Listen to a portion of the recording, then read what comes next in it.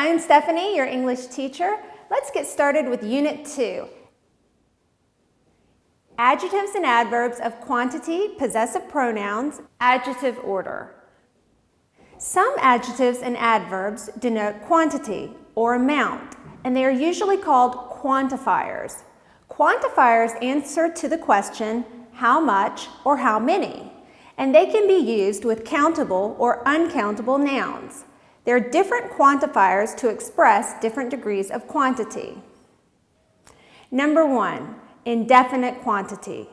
The most common words to express an indefinite quantity, meaning a certain number or amount but not very large, are some and any. Some plus uncountable or plural countable nouns in affirmative sentences, any plus uncountable or plural countable nouns in negative sentences and questions. Yesterday, we went to the market and we bought some food, uncountable. He lent me some interesting books about ancient history, plural countable. Have you got any doubts? Plural countable. No, I am sorry, I can't give you any money, uncountable. Some is mainly used in affirmative or positive sentences. I need to buy some new clothes. Tonight I'm going out with some friends of mine. And we can also find it in some questions when we expect the answer to be affirmative or when we are making requests, invitations, or offers. Yesterday I bought 2 bottles of Coke. Is there some Coke left? I expect that there is some Coke. You worked for 2 months in London. Do you know some good restaurants in London? I expect that you know some. Can you lend me some money? Request. Would you like some more wine? Offer. Any is used in negative sentences and in questions. There isn't any butter left. Have you got any brothers or sisters? But sometimes we use any in affirmative sentences with a negative meaning or with words with negative meanings such as never, hardly ever, without, refuse. I hardly ever have any cheese. Peter has never attended any English classes. I went out without any money. She refused to say any words. Another expression for indefinite quantity is several. Several plus plural countable noun. I have made several mistakes. We had to take several trains to get here. Enough is also used for indefinite quantity. Enough plus noun, countable or uncountable, adjective and adverb plus enough. The meaning changes depending on the type of sentence. It means sufficient in positive sentences and less than sufficient or less than necessary in negative sentences. Compare the following examples. I have 100 euros. I have enough money for the CD player, but I don't have enough money for the computer. I can't afford the computer, but I could buy the CD player with the same amount. The money is sufficient for the CD player, but not for the computer. There are 15 chairs in the classroom. There were 10 students in the classroom yesterday. There are 20 today. There were enough chairs yesterday, but there aren't enough chairs today. Yesterday, there were more chairs than students, but today there are more students, so the same number of chairs is not sufficient.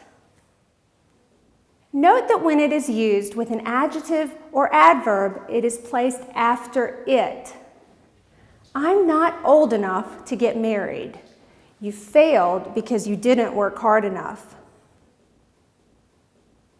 Number 2, large quantity.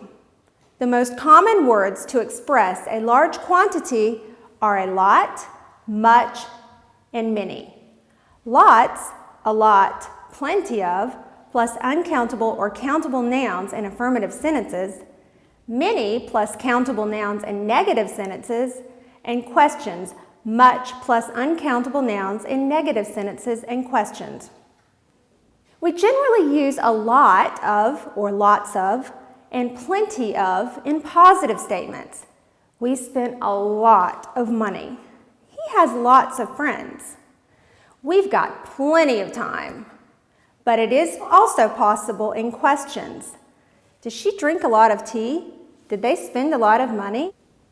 A lot of can be replaced by much or many with the same meaning. But much and many are more commonly used in negative sentences and questions. He hasn't got many friends. I don't know many people in the neighborhood. Do you know many people in Auckland? Sorry, but I haven't got much time. There is not much milk in the fridge. Did they stay many days? Much is unusual in positive sentences in spoken English. Instead, we use a lot of. We spent a lot of money, not we spent much money. However, when it is modified by to or so, it can be used in positive sentences. They spent too much, so much money. We can use quite and rather before a lot for emphasis, but not before many or much. There are quite a lot of tourists here. She took rather a lot of photos. In negative sentences, we can add very to emphasize the meaning of large quantity. Not very much plus uncountable nouns. Not very many plus countable plural nouns. Not very many customers came into the shop. There is not very much milk in the fridge. We can also use a lot, plenty, and much without a noun. In these cases, we do not need the preposition of. He goes out a lot. I don't go out much. It costs a lot to repair the car. I've had plenty to eat. I don't use the phone very much at work.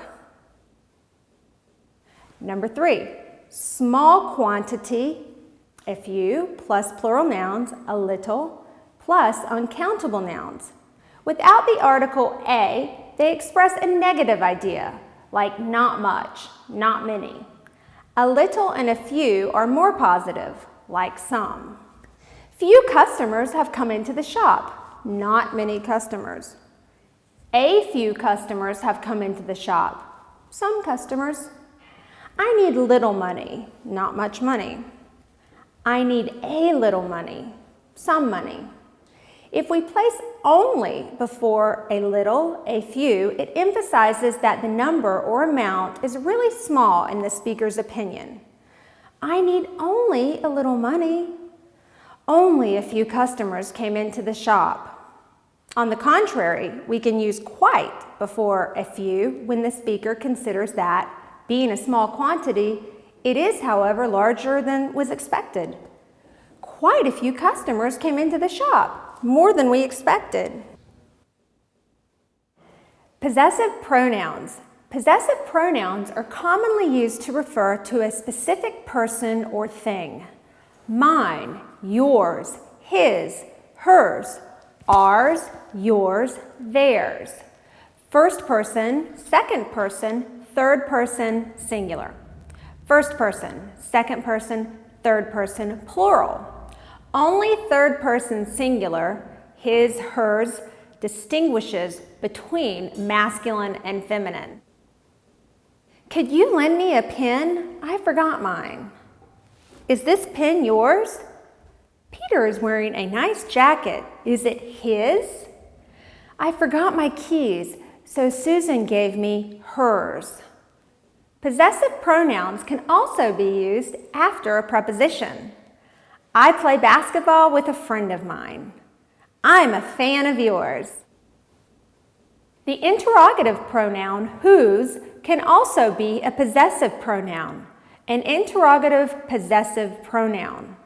Whose socks are these? Boys, you never clean up your clothes. I found 3 books under the bed.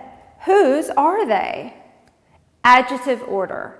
We can use several adjectives to describe a noun in the same sentence, but we have to place the adjectives in a specific order, depending on the type. The basic types of adjectives are quantity. They refer to the number or amount of something. Some, many, 5. Opinion. They explain what you think about someone or something. Intelligent, silly, horrible, beautiful, easy. Size. They indicate how big or small something is. Tiny, little, huge, large, enormous. Age. They tell us how old or how young someone or something is. New, ancient, old, young. And shape. They describe the shape of an object. Round, rectangular, square, flat. Color. They describe the color of something. Yellow, pink, green, red, golden. Origin. They indicate where something or someone comes from. German, Italian, lunar. European, Eastern, Japanese. Material. They describe what something is made from.